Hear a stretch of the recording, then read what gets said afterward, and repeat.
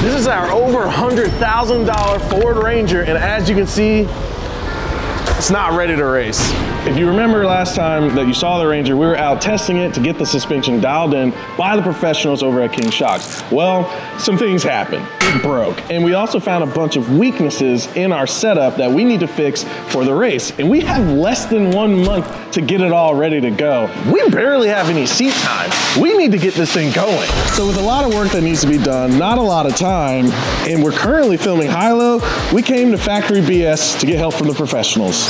This is Michael Cox. Hi, I'm Michael. So if you know anything about Broncos, then you would know Michael Cox. He's the king of twin beams and King Shocks. He helped us dial ours in. So we figured, why not bring our problems to him at his doorstep? Let's add some problems to our plate. Besides our steering, that's obviously broken, our dented gas tank in the back, what else is wrong with this thing? Come on over here. Well, there's just a couple issues that we see right away that need to be addressed just to make sure this thing has a good opportunity to get to the finish line. So here's the issue. We have a lot of new components on our old ass truck that we need to install so that everything plays nice with each other. Remember, we're driving 500 miles on some seriously treacherous roads. If our custom parts collide with each other, that means the race is over. The faster you go with off-road race cars, the more serious it gets, right? So now our new power steering pump will make about 2,000 PSI and hold about 2 gallons of power steering fluid. So we need a big reservoir. Not only do we need a big reservoir, this is also a fire safety issue now. Oh, right? Hydraulic fluid is flammable. Very flammable. And now we have it in a much more pressurized system with many more hoses and components. We're going to try to fit this massive radiator in here because this truck was already having It was getting pretty hot just from doing that one section of whoops, which Yep. you said as soon as we hit soft dirt and the RPMs go higher and the Yep. lower gear, it's just gonna overheat immediately. Yep, So. you get in a sand wash and this thing will definitely be hot. If it was running warm under light duty, it wasn't even really under a big load. So yeah, you get this thing under load, it'll definitely overheat. So first things first, we're pulling the old PWR radiator to make room for the big new one. We need all the space we could get to fit this thing, so the old mounts need to go. Fitting this thing will definitely require some extra clearancing. Oh, definitely taller. The radiator sitting in here, it's obviously way too large for the parameters of the Ranger here. Unfortunately, sometimes you gotta go backwards to go forward. So what we're doing right now is we're cutting the frame rail off about yay. We're just cutting the whole front of the frame rails off, including the bumper, which is something we didn't want to do because then we have to either reattach the bumper or rebuild a new bumper. But basically we're gonna lop the frame rails off there, cap it, and our radiator is gonna sit down right about where this body mount originally was or is. That's what we're doing.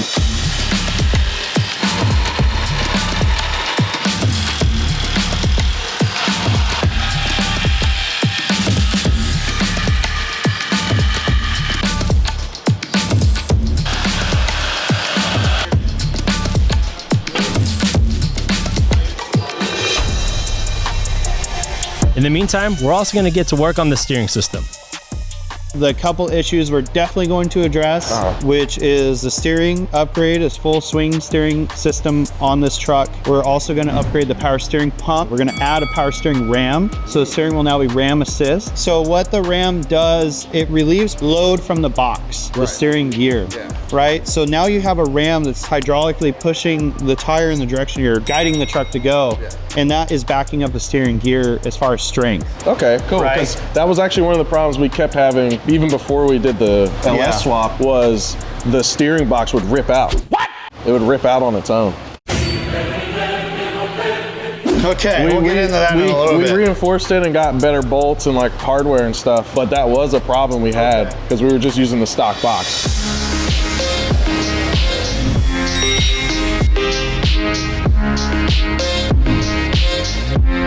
We've removed all the factory steering. We've added these swingers to the frame rails. And right now we're in the process of positioning the tie rods. It's a lengthy process to get these guys to clear and cycle everything that they need to. So it just takes a little time of setup and trial and error. Okay, so you don't want them smacking into each other. We don't want them crashing each other, yeah. We just got the rest of our parts from Power Steering Solutions. Just in time. We'll just keep cranking away. This is our new high pressure power steering pump. Here's our freshly built Power Steering Solutions ram. Here's our power steering reservoir and filter. Here's our very rare and elusive power steering box. Today's sponsor, Nissan, invited us to Nashville. Check out the music scene in the all-new Nissan Kicks. Have you ever been here before? Nope, never. And I've never driven a Kicks. You're never going to, because I'm driving. Okay, whatever. Okay, I like the interior. Dude, these screens are really nice. I like the hint of red stitching along the side. It's on our seats. Speaking of seats, Bose stereo in the headrest. Music must sound amazing in this thing. This is nice. Yeah. This is very nice. I like it. It makes me feel all the bass to the head. Yeah. You ready to check out Nashville? Yay! Let's go. The newly designed Kicks has a Bose Personal Plus system with 10 speakers throughout the car, including ones in both front headrests, giving you that live concert feel on every single drive. Well, that escalated quickly. Yeah, it did. Help me figure out how to fit all this in the car. Should be easy. 2025 Kicks has way more cargo space than you'd think. We could just load up our stuff, drop it off at the hotel, and then go cruising through. Hold up. It's Nissan. They want the Kicks back by tonight. Ignore it. There's no way they're gonna notice if we keep it longer. If you're looking for a spacious, well-equipped concert on wheels, check out the all-new Nissan Kicks. To learn more, click the link below. Apparently, we've got a lot more steering angle in this now. Yeah, we've limited it quite a bit. So that's one thing to bring up now. Try to not steer this thing full lock. Okay. Try to not steer this thing full lock. Because there are no stops on the steering box, because we had to have the steering box built in such a rush. Right. It usually comes to us, we set it up, we mark it where we need the stops in the box, and then the box goes back to the power steering guide. Oh, really? And he builds it like that. So it stops Right. inside the box. Correct. And on the Ram. Okay, cool. So there's supposed to be stops on both. Because what happens is when you're turning the wheel, the box is sending pressure to the Ram to steer it as well. Yeah. Right? It's a hydro assist. Right. So what happens is that hydro doesn't care where these parts start or stop. Just keep pumping. It'll pressure, just keep right? pushing, right? Okay, so that's what you mean So, by stop. yes. So we've added stops here on the beam at the knuckles, but the steering's strong enough that it'll push through those. Like if you hit the stop and you crank on it, like it'll push through that. Got it. Now, when you're driving the truck and you're like making these constant little corrections going down the road, you're not going to have to do that as much because the geometry is going to be so much better. Okay, cool. Right? And then not only that, it's going to be a much lighter feel. So it'll just make it an easier driving experience. And the steering system will be strong enough now to take whatever you put it through.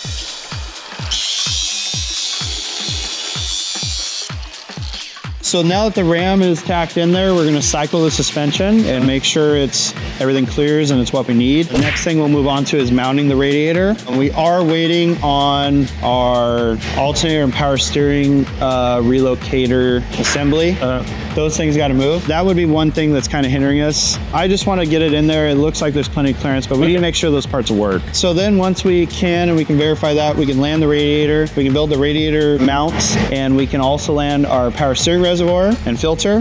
Now you have a filter on your power steering system. Cool. We can also land this radium oil catch can. We can land that thing somewhere. Cool. All right, so far so good. I really like the progress that's being made over here. Mike is absolutely killing it. Boys at BS just doing a great job. He said a lot that still needs to get finished off. And to me, it seems like a big list, but he seems super confident that it'll be done by the end of the week. So I'm gonna lean on him with that. I'm excited. This truck is gonna be sick. I mean, the fact that he said the steering is pretty close to a full Baja truck, we could have a lot of confidence in it. And again, just finish this race off. So let's go.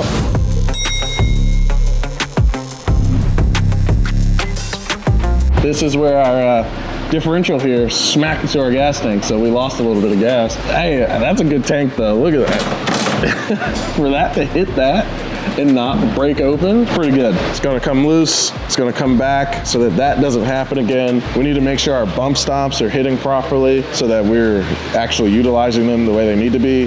They've already got this stuff mounted pretty good, because that was kind of embarrassing for us to literally drive in a parking lot and our fenders fall off. So, you know, no more hot boy stuff. We may have to adjust some of these fuel lines because they may not go back far enough. So we may be making new lines. That's a possibility. Really important, I see some of this has been done, but like anywhere where wires can move. They kind of need to be tied down and insulated for rubbage. Very important on an off-road race car. Everything is constantly trying to kill itself. One of the things we noticed while we're out hitting the whoops and tuning our suspension is that our limiting strap here was going under our bump stop, which over time would just disintegrate it. Our limiting strap keeps us from going too far past full droop, so the suspension doesn't end up colliding with itself up under the car. This is actually too long. It's actually allowing too much travel and allowing itself to get crushed. But also our bump stop perch here, where it actually lands and hits to stop the suspension from going too much up travel, is actually bending already. So it needs to be reinforced as well.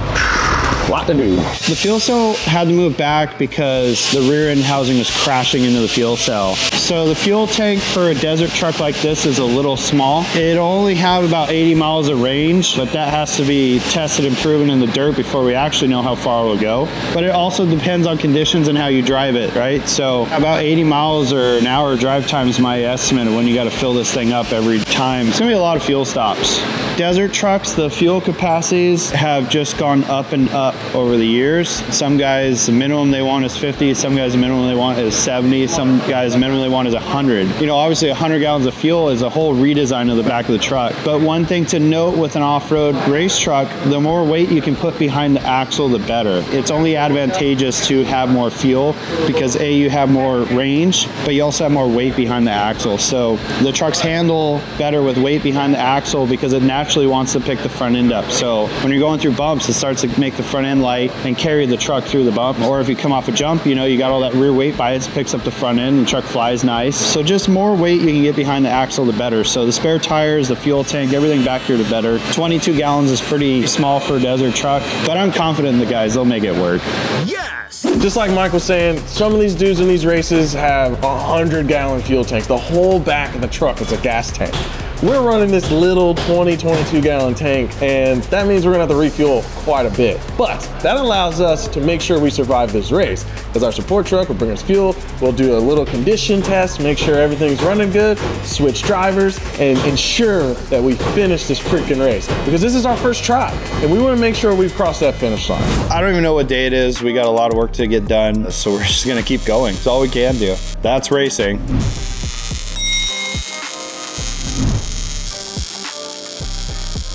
Hey, good morning. How are you today? We stayed late last night, got the bumper totally finished. Our radiator hold down's totally finished. Our power steering cooler totally finished. Core support done. All the tabbing for all the accessories that we need to install our systems are done. Next thing we gotta do is plumb it. So let's go to the plumbing store. This is one of our old cars right here. I used to take care of, but you can see the years and years of racing memorabilia on the walls here. So we're here at G&J Aircraft, and this is Zach. This is where we come to get all our power steering lines for the Ranger project. Since this is a completely custom setup, we can't just buy off-the-shelf power steering lines, so we gotta make them. Zach's shop has all the right hoses and fittings to put together this custom setup. Watching Zach craft these lines is like getting a front row seat to watch Van Gogh paint the Starry Night. He's truly a hose master. After no time at all, we've got ourselves a handful of beautifully crafted power steering lines ready to plumb up in our Ranger. All right, let's go plumb this car. Well, we got our lines. Now we're ready to plumb the system. Guys, Daniel and Chance got this thing about wrapped up, and we'll be pretty close to painting it with alloy armor and putting the lines on, filling up with fluids, and starting her up. See what happens, see what catches on fire first. All right, the time is now. T-minus 2 weeks until the Nora. Now's our chance to get some seat time. It took a lot of work to get here. Holy Jesus Christ. Don't. We've had many different stages of this vehicle, and we've all driven it at different points in time. Right. You're the only one that's driven it close to this configuration. That's right. And in order for me to feel like I'm comfortable in the truck, I need to do a couple things. I need to jump it. If I'm not confident in a jump or whoops, like, there's what no are we point. doing? Yeah, what are we doing, right? It needs to be able to stop really quick because we're navigating by book, so we're gonna make some mistakes. That's right. And also, it needs to be able to slide. We need to be able to get this thing sideways so we can get around turns as fast as possible in the soft dirt. And if I can do those three things, then I'm feeling good. today's one of the only days to see what is gonna move, break, or how it's gonna perform before we head to Mexico. So we're out here at our top super secret practice ground. Let's see what happens. Let's jump it. So far, things are off to a good start. The steering is feeling good and nothing's raising alarms. So we're gonna send the Ranger into a few turns and really put it to the test. Let's go, Justin. How are you, buddy? Oh,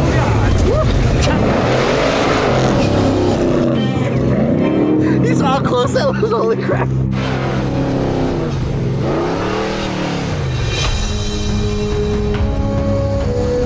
Besides the steering feeling great, the truck is also staying way cooler. Seems like these final upgrades are going to do their job to get us across the finish line when we actually race through the deserts of Mexico, which is in just a few weeks. But we're still not done with our testing.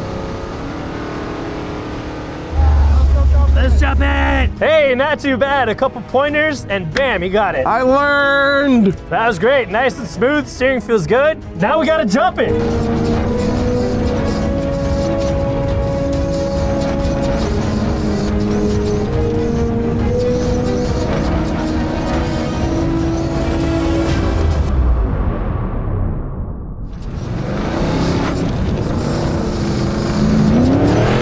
All right, so the brakes on this thing have been good for a while, but we need to make sure they're still very operable. Yep. It almost feels like they're rear bias. Is that just me? You know what? We do have a bias on there, and I don't remember where we set it. Oh, okay. So far, it feels pretty good to me, so I would like to play with it a little bit. So I think we should slam on the brakes and see what happens. So we're gonna test the brakes on this Ranger.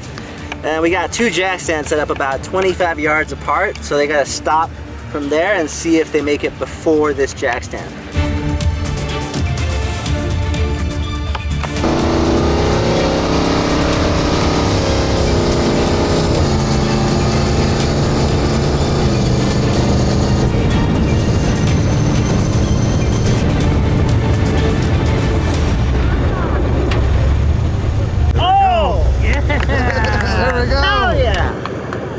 Like,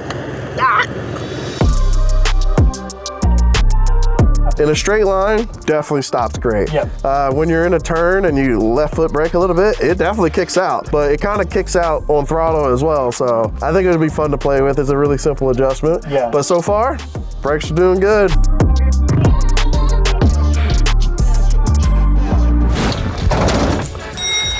Oh boy, Adam. Isn't that fun? So much fun. Justin, I think we built an absolute weapon. We figured out that it brakes, we found out that it slides, and we know it can jump. Oh, so good. So it's doing all the things we want it to do. I'm excited for Mexico. We're gonna take this to the shop. I think we we're as should ready as we possibly can nut be. bolt it, Yeah. like check it all. How'd you feel in it? I felt great. I felt so comfortable. You know, the sliding, I had to kind of get used to it. It is a skill at the end of the day, but at no point did I lose complete control of the vehicle. It's actually surprisingly easy to drive. Once you're used to it, a lot of torque, a lot of brake, do whatever you want. Whoa!